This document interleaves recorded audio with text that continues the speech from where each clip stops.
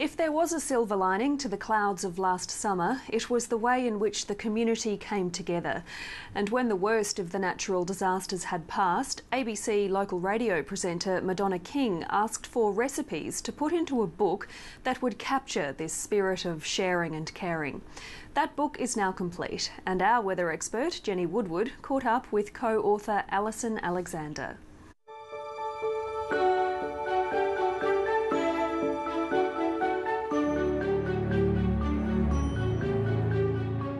Alison, what is it about food that brings people together? I think food's a great connector of people. I think that it connects community, it connects family.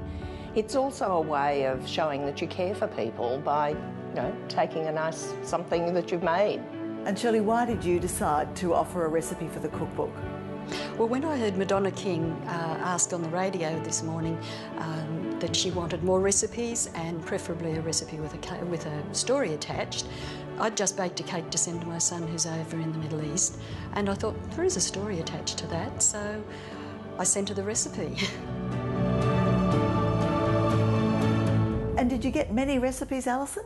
We got hundreds and hundreds. They really did come in a huge quantity, and they had to be narrowed down to 150 for the book.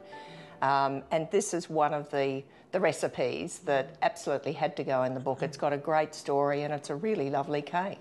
Well, Shirley, it looks like we've got plenty of ingredients here, so I think we should start to cook this cake. So first of all, we take 500 grams of mixed fruit, place that in the saucepan. And do you need to chop the fruit at all? No, just as is. And then we have 200 grams.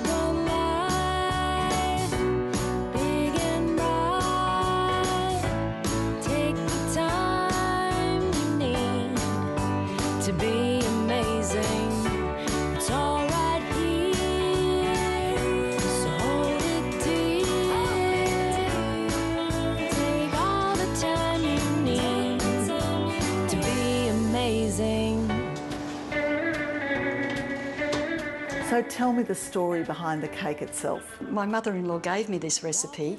I don't know where it originated. I think it came down probably from her mother, and I baked the cake. It's a family favourite. And when Gordon went to Vietnam in 1968, I used to bake the cake and send it over to him. And that was your husband? That's my husband, I'm sorry, yes. And then many years later, my eldest son Stuart, who's also in the army, he was over in Iraq, so I used to send him cakes during the time he was over there. And does the cake travel well? It travels perfectly, actually. It takes almost a month to get across to Sinai to Stuart, and he says that it's still moist when it arrives, but it doesn't last very long. Are there any tricks to the recipe? Not really. It is just a perfectly simple recipe. If I ever add a little alcohol, I add less water. Instead of the cup of water, just make it a little less and put a little sluice of alcohol in. But I don't do that sending the cake over to Stuart at this stage, not while he's in the Middle East. Do you have a vast store of recipes? I've got a number of recipe books, and I've got an old recipe book that I've been putting together that's about yay thick. But no, I don't have a huge collection. Why did you choose this one? I think basically because it is such a family favourite. It's so quick to bake, it's a very simple recipe, and it is delicious. Alison, ABC Radio played a great role in getting all the flood messages out to the community, but how did a cookbook come from this?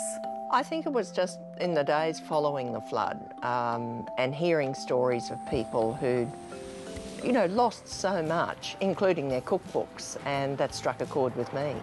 And I thought, look, there's got to be something we can do to replenish those supplies of recipes that they had. And I think that there's really favourite recipes that we all have.